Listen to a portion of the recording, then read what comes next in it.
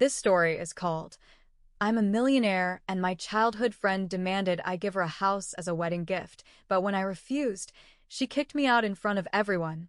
But before we begin, let us know in the comments where you're listening from.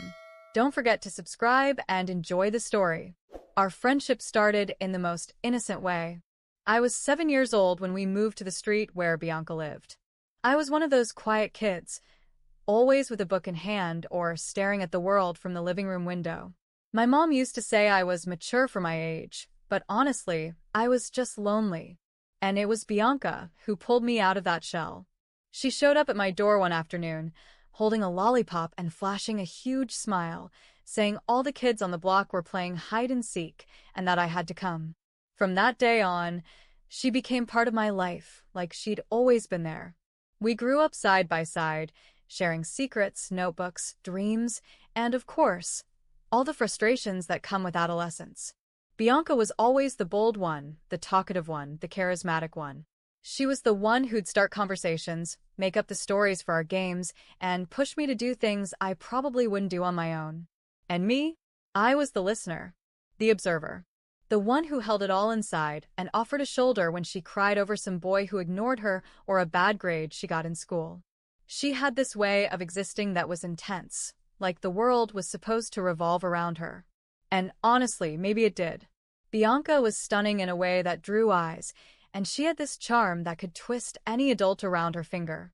I remember watching her sweet-talk teachers into giving her second chances on tests or convincing mall security guards to let us into R-rated movies. She could manipulate people with a smile. And me, I just watched, fascinated, and yet always with this strange little ache in my chest. Like no matter how close we were, I'd never be quite enough next to her. Still, I never questioned our friendship. She gave me what I needed most, companionship. And I gave her what she seemed to want, loyalty. We grew up swearing we'd never lose touch, that we'd be each other's maids of honor, that our kids would be best friends. She said I was the only one who truly understood her, and I believed her. Deep down, I clung to the idea that Bianca needed me, that beneath all that confidence was someone fragile. But now I see it clearly, I was just useful. And being useful is not the same as being loved. In high school, our paths started to split. I landed scholarships, buried myself in books, and chased this vague dream of turning my life around. Bianca, she was on a different wavelength. She wanted parties, relationships, followers. She said studying was important, sure, but that I worried too much about the future. Relax, she'd say, flashing that easy grin. The universe will sort things out for us. And I believed her. Even when she started dating guys who treated me like I didn't exist. Even when she left me out to hang with cooler crowds. Even when I felt invisible. She always came back. Always apologized. Told me I was special.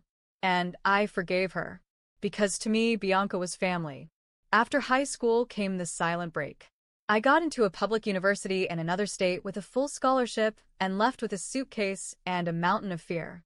Bianca stayed behind. Said she'd figure something out locally. Tried makeup artistry, then wanted to be an influencer. She started a bunch of things but never really followed through. Yet somehow, she always sounded so sure that she'd make it big. During college, we talked less. But she still messaged me now and then to say she missed me, that she was proud. Whenever I came back home on breaks, we'd grab coffee. She'd light up when she saw me, like no time had passed. But everything had changed. While I lived broke in shared housing, pulling all-nighters and eating ramen, Bianca was still at home, hanging with the same people, talking about the same things. When I graduated and launched my first startup, a small educational tech platform that took off 2 years later, she was one of the first to congratulate me. Said she was proud of me. And I believed her. Of course I did. When I started making real money, things got weird. She'd joke about how I was rich now, how I should pay for dinner, how I owed her a girl's trip to Europe. I laughed. Thought it was just banter. But over time, those comments felt heavy. Like they were dipped in something I couldn't name. Envy? Bitterness? Or just a warped idea of what wealth meant. She'd say, "It's nothing for you." And maybe it wasn't. Maybe I didn't mind picking up the bill. But what bothered me was the tone. The way it felt expected. Like I owed her something for succeeding. Still, when she told me she was getting married to a guy she'd met less than a year ago on an app, I was the first to celebrate. She was glowing. Told me she wanted me as her maid of honor. Said the day wouldn't feel right without me there. And I said yes, of course. I thought maybe we were finally reconnecting. That this time, our friendship would bloom again, stronger, more mature, more real. But that was the moment. Everything started to fall apart. And that part, I'll tell you in the next chapter. The wedding preparations felt like something out of a low-budget romantic comedy.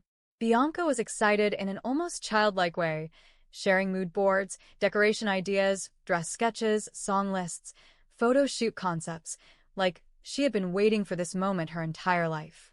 And honestly, she had. But beneath all that enthusiasm, there was something off. It wasn't just joy. It was as if she wasn't trying to live a dream. She was trying to prove something. Maybe to others. Maybe to herself. She officially asked me to be her maid of honor during a private dinner. Just the two of us. I had picked the restaurant, and of course, paid for it like always. She raised her glass of sparkling wine and told me I was the only real friend she had left, and that it wouldn't feel right starting this new chapter without me standing beside her at the altar. I smiled in that moment. I was genuinely touched. Despite everything we had been through, the distance, the weird shifts in our dynamic, there was a part of me that still wanted to believe the Bianca, who used to call me her sister, was still there. I accepted without hesitation. A few weeks later, she invited me to lunch at her parents' house. It would be the first time I'd meet her fiancé, Rodrigo. He had a warm personality, talkative, sociable, maybe a little too much. From the moment I walked in, I felt his eyes on me. Not in a creepy or disrespectful way, but in this focused, calculated kind of curiosity. Like he was trying to figure me out. We started with light topics, how they met, their habits, honeymoon plans. But before long, the conversation shifted. So, how did you get into the startup world? Rodrigo asked, swirling his wine glass with a faint smirk. Bianca told me you became a millionaire out of nowhere. I laughed, gently, trying not to show how much I hated that phrase. Out of nowhere. Like the sleepless nights, the panic, the endless work meant nothing. It wasn't out of nowhere, I replied calmly. I studied hard, got a scholarship out of state, worked during college. Later, I developed an education project for public schools, focused on accessibility. It started small, but after an angel investor came in and I built a few key partnerships, it really took off. Today, we support over 100,000 students. Rodrigo seemed genuinely impressed. He started asking more technical questions: business model, scalability, potential for international expansion. It was the kind of conversation I loved, especially since no one from my old circle ever asked me about this side of my life. But while he grew more engaged, I noticed Bianca growing quiet. At first, she pretended to be into it. Forced smiles. The occasional "that's amazing." But soon, it was obvious she wasn't enjoying it at all. Her leg was bouncing under the table. She kept checking her phone. She'd interrupt with random, irrelevant comments. "She works too much, doesn't she?" she said with a chuckle that barely masked something sharper underneath. I don't think I could even handle waking up early every day, let alone running a company. Rodrigo laughed politely, but didn't respond. He just looked at me, and I could tell he was paying attention. Not just to what I said, but to the way Bianca was acting. Then, during dessert, he said, "I'm honestly blown away by your story. You built something incredible from scratch. That's rare. So many people are born into wealth and do nothing. And you, this is real success." The comment, though sincere, struck a nerve in Bianca. She laughed, but it was one of those short, cold laughs that doesn't reach the eyes. "Yeah, some people are just born lucky," she said, giving me a tap on the shoulder. I always say that about her. Born under a lucky star. Meanwhile, I'm over here struggling to pay for the wedding catering. And it's not like my fiancé is rich, either. She tried to make it sound like a joke, but the bitterness clung to every word. Rodrigo attempted to lighten the mood with something goofy, but it was already clear. The vibe had shifted. Driving home that night, I couldn't shake the strange weight in my chest. For years, I had convinced myself that my success wouldn't come between us, that she was truly proud of me. But at that lunch, it felt like her mask slipped, just for a second, and what I saw in her eyes was unmistakable. Jealousy, and maybe a bit of resentment, not because of Rodrigo, but because of who I had become. What I didn't know was everything that was still about to happen. The months leading up to the wedding were, to put it mildly, a test of patience. Every week brought a new drama, a new demand, a new, over-the-top idea. Bianca dove headfirst into her bride era like it was a sacred mission, and as much as I tried to keep a lighthearted attitude, I started to feel like a poorly paid extra in a show I never auditioned for. Right after the engagement announcement, she created a WhatsApp group called Team Bride Bride with Veil Rings Sparkling Heart and added all the bridesmaids, including me. From the group description, no complaining, just living the BB dream. I already knew this was going to be a circus. And sure enough, within days, she began sending out spreadsheets. 3 Google Docs, to be exact.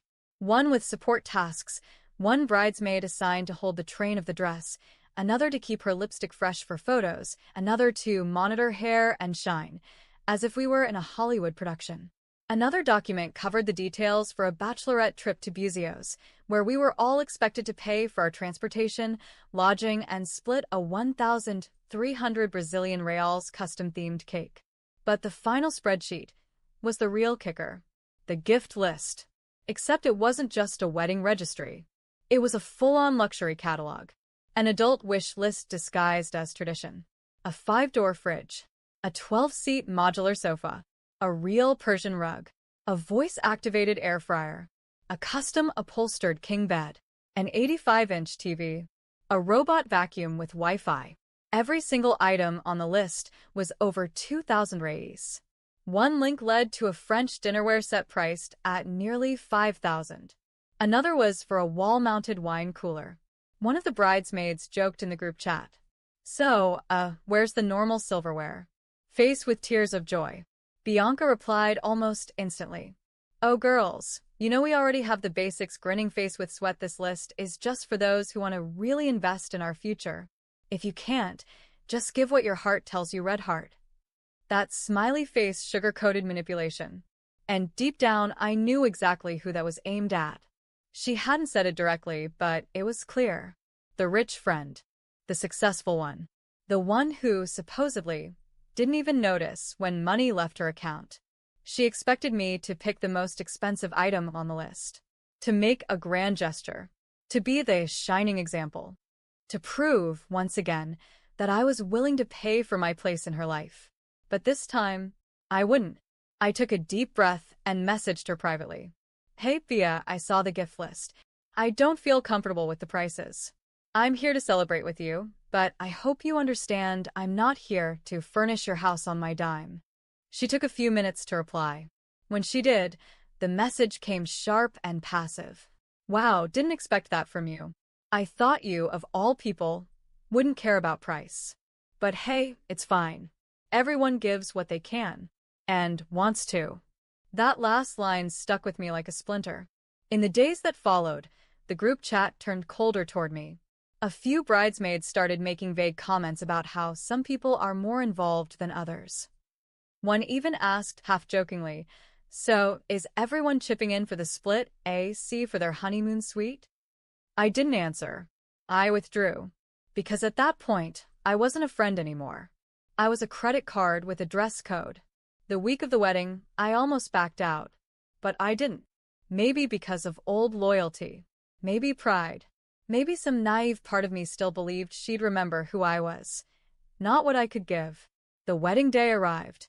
It was set in a rented estate in the mountains, full Pinterest style. Rustic chic decor, gourmet food trucks, a custom cocktail bar, and even a giant LED screen with their initials blinking in gold. I showed up early, as requested. I wore the required dress color. I got my hair done, did the photos, smiled for the camera. I played the part. Bianca looked beautiful, stunning actually. The dress was perfect, her hair flawless, her entire aura glowing. But her eyes weren't the eyes I remembered. There was no warmth, just tension, like a volcano waiting for the cue to erupt. During the getting ready portion, she barely spoke to me. Didn't include me in the side chats, the giggles, the special moments. I was there, but not part of it. Right before we lined up to walk the aisle, she glanced at me, gave a tight smile, and whispered, "I hope today, at least, you're really present." A quiet jab, disguised as grace. I didn't reply. I walked, held my bouquet, took my place at the altar. The ceremony felt like a performance. For the cameras, for the guests, not for love. Still, I stayed. For what we were, not for what we'd become. But the worst was still to come. Later at the reception, after the first dance, the emotional speeches, the family photos, Bianca took the mic. She thanked the bridesmaids, her magical fairies, as she called us. She brought each one to the stage, praised them, hugged them, until it was my turn. She smiled, but her eyes didn't. And finally, my most reserved bridesmaid, she said, locking eyes with me. The one who's always too busy to reply, but she made it here today. The one who thought our gift list was a little too much, but hey, they say love isn't about money, right? A wave of awkward laughter rippled through the room. Still, she added with a dramatic pause, "Thank you for coming, even if you didn't bring a gift." Silence. In front of everyone. Her family, her friends, the cameras, the entire guest list. She humiliated me. And in that moment, something inside me cracked. But I said nothing. Not then. Because my answer Was still on its way. I wasn't happy anymore. Not even a little. I had spent the whole day pretending, smiling for photos, laughing politely, toasting like I actually wanted to be there. But inside, I was drained, exhausted, and increasingly disgusted with how performative everything had become. The wedding didn't feel like a celebration. It felt like a production, a giant, glitter-covered stage, where the bride played the lead role and everyone else was just a well-dressed extra. But even with all that, I never expected this. It was already late in the evening. The music had softened, the guests were a little tipsy, the lighting was romantic. The perfect setup for the final act of Bianca's show. She got up on the small stage again, this time hand in hand with Rodrigo, wearing the kind of grin that said she was about to drop something big. She raised the mic and did her signature pause for effect routine. "Everyone, I know tonight has already been perfect, but there's still one more surprise." The crowd murmured. The DJ lowered the volume. "We want to announce the most special gift we received, something beyond our wildest dreams." I felt something twist in my gut. A chill. A warning. "We've been gifted a house." Gasps. Applause. People shouted, "No way," and "Oh my God," and started clapping like seals.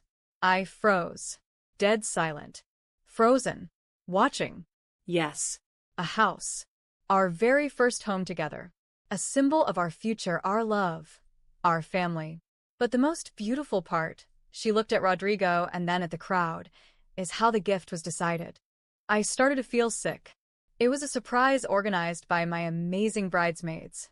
They all voted, anonymously of course, on who among them was best suited to give this gift. And the one chosen was. Her eyes locked with mine. I knew it. I knew what was coming. Our lovely, brilliant, successful millionaire maid of honor. Everything stopped. Music. Conversations. Breathing. The world stopped. People turned to stare at me. Phones were pulled out. Whispers began. Bianca clapped. Rodrigo looked at me with that same smug expression he wore during that lunch. And then she said, "Let's give her a huge round of applause for this incredible act of generosity." The crowd erupted, and I sat frozen, in disbelief, in rage. A few people around me patted my shoulder. "Wow, a house? That's amazing. I didn't know you were that close." She really went all out. No, no, no. I stood up, walked slowly to the stage, not to smile, not to hug, but to stop the madness. I took the mic from Bianca's hand. My voice came out calm. Too calm. I didn't give anyone a house. The room fell into a stunned silence. Rodrigo looked confused. Bianca froze. No one told me. No one asked me. No one voted. This was not discussed with me. And I'm not going to stand here and let anyone assume that just because I have money, I owe anyone something like that. Bianca laughed nervously, trying to play it off. Oh, come on, it was symbolic. Just our way of showing appreciation. Symbolic? A house? No. Let me be clear. I am not anyone's mother. I'm not here to fund someone else's adult life. You want a house? Work for it. Like I did. Cry for it. Like I did. Build it from nothing. Like I did. There were phones recording. At least 3 people. I saw them. Bianca's face twisted. She grabbed the mic back from me. You're unbelievable. Selfish. Cold. After everything I've done for you over the years, this is how you show up? You think you're better than everyone, right? Always the smart one, the rich one, the important one. Her voice was rising. Her mask was slipping. You know what? Get out. Get out of my wedding. You're no longer welcome here. Go back to your penthouse or your startup or whatever the hell you care about, because you clearly don't care about real people. People were murmuring. Some were awkwardly laughing. Others just watched, stunned. I looked around. I saw the eyes, the cameras, the judgment. And for a second, I almost felt embarrassed. Almost. But then something inside me snapped. And snapped clean. I didn't say another word. I didn't cry. I didn't argue. I grabbed my purse. And I walked out. Step by step. Head held high. Outside, I heard the music come back on. Like nothing had happened. But something had happened. A line was crossed. A friendship was buried. And a storm, one she never saw coming, was already brewing. Because I don't scream. I don't humiliate. But when I strike back, you never see it coming. And Bianca?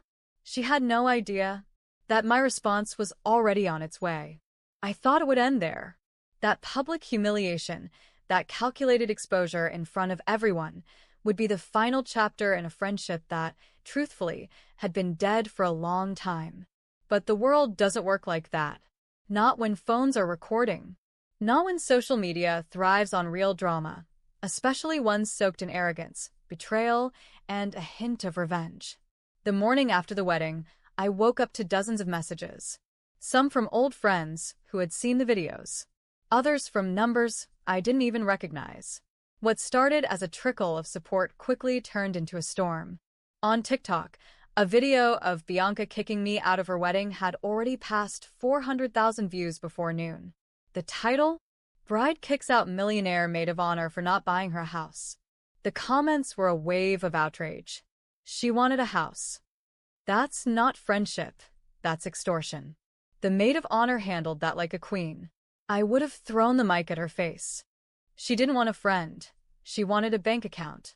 On Instagram, screenshots from our bridesmaid group chat were being shared. Someone, and to this day I don't know who, had leaked messages where Bianca was pressuring the bridesmaids, making passive-aggressive jokes, and clearly stating that I had a moral obligation to contribute more. People saw it all, and they took my side.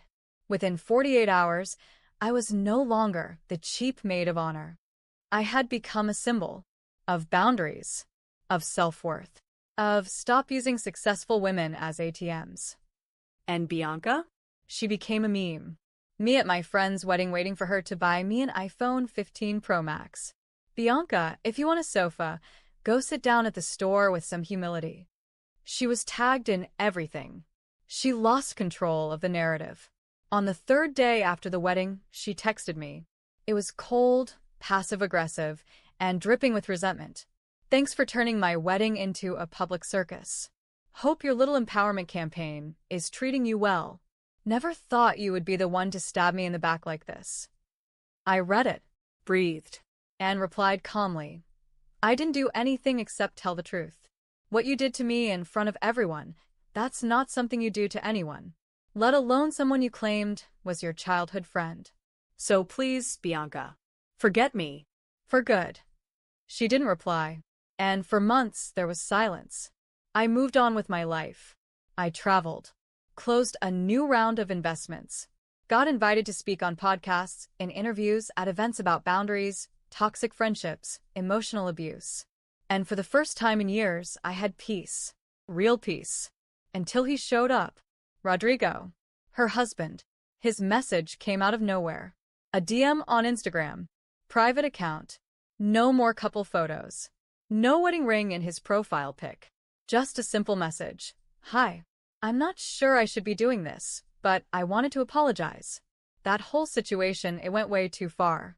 I was never okay with how she treated you. I hope you're doing well. I stared at the message for a few minutes. I thought about deleting it, blocking him, ignoring it. But something in me, that part of me that doesn't forget, opened it. I responded a few days later. Short, blunt. I'm fine. And yes, it went too far. And then he kept writing. We started chatting. Carefully. He said Bianca had been spiraling, that the marriage wasn't what it looked like online, that the facade was crumbling. And that's when I saw it. The crack, the fracture, the opportunity. Not for reconciliation, but for something far more satisfying. Justice. I began replying more often. Always polite, respectful, supportive but never too open. He started to vent. About her control. The public scenes. The pressure. How she treated him. How she treated everyone. She's obsessed with her image. She stalks your posts. Freaks out if I even like anything remotely related to you. She talks about you like you're some villain. But honestly, I don't see it anymore. Every message gave me more. He told me how she treated the house staff. How she manipulated his mother. How she lied to friends about me, saying I'd always been jealous of her. And I listened. I made notes. I waited. Because I didn't want to just walk away. I wanted her to feel what I felt. Not through screaming. Not through public drama. But through consequences. And Rodrigo, he was handing me the ammunition. Piece by piece. The plan was still forming. She had humiliated me in front of 200 people. Made a spectacle of me like I was nothing. Now it was my turn. And when the time came, she would learn the hard way. Some people walk away. Others come back. And when they do, they come back stronger. Sharper. And ready. One quiet night, after another round of messages with Rodrigo, the idea came to me. Up until that point, I'd been listening, collecting everything, his rants, his complaints, his so-called truths. He seemed sincere, vulnerable, hurt, but something didn't sit right.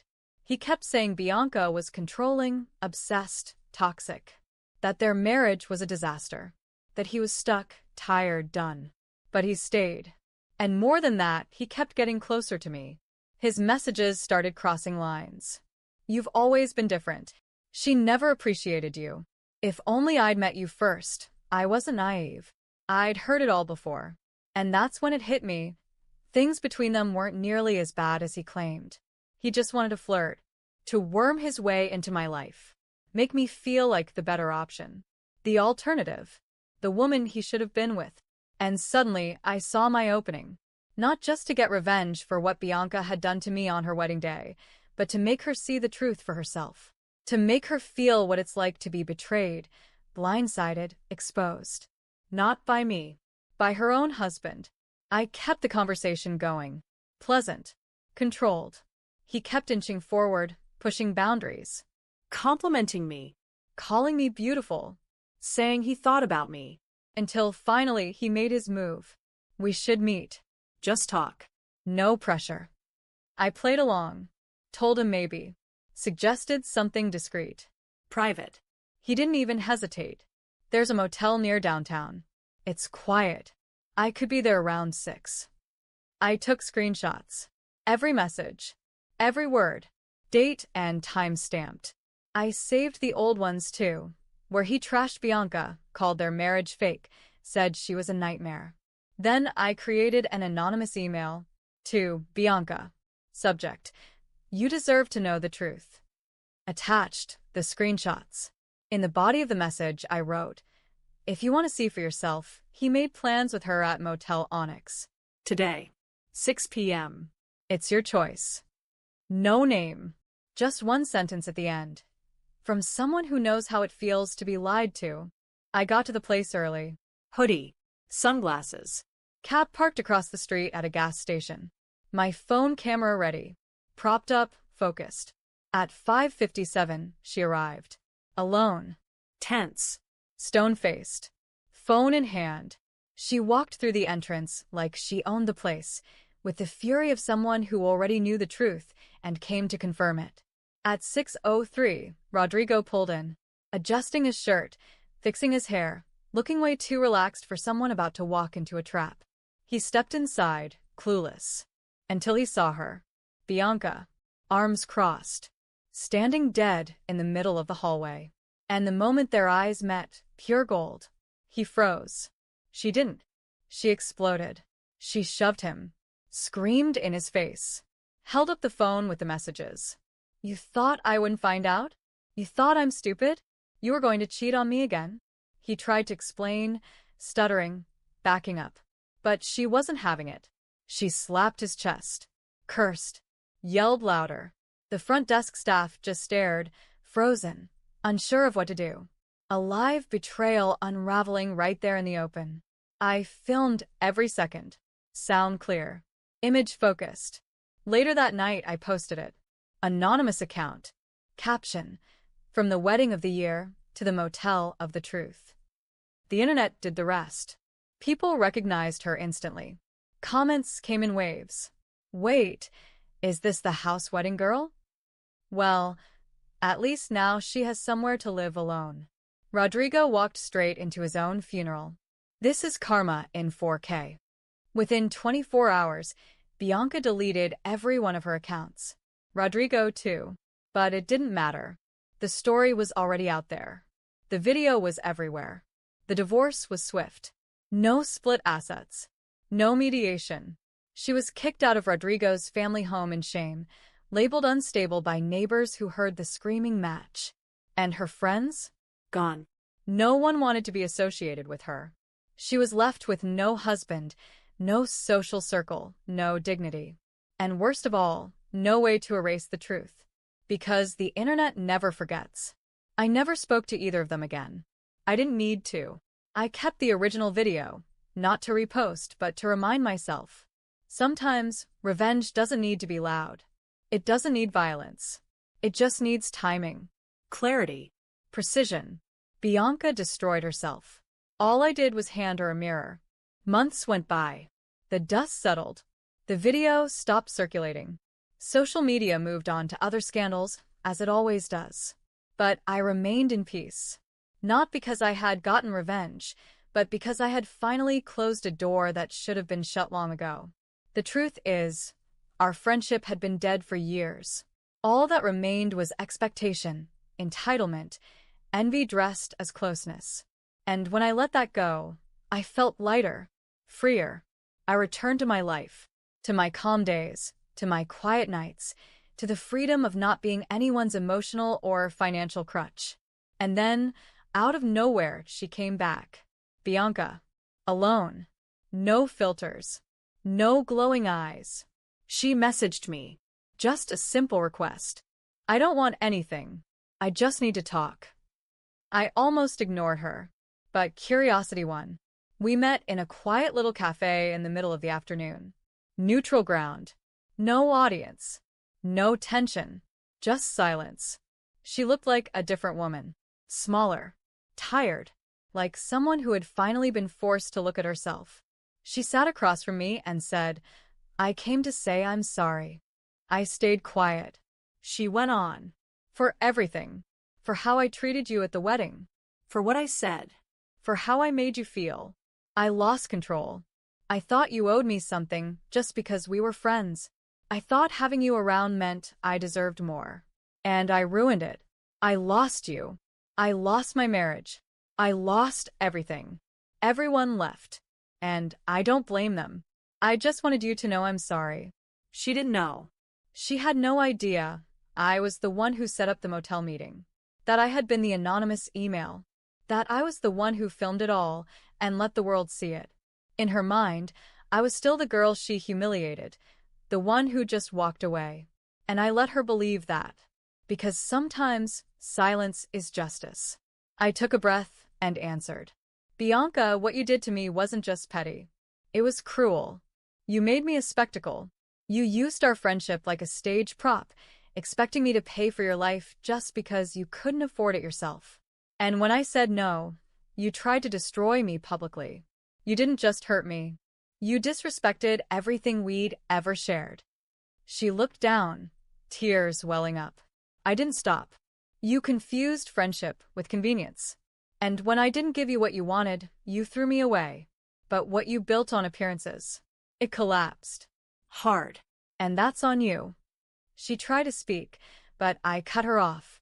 You didn't lose everything because people are mean. You lost it because you were greedy, selfish, and arrogant.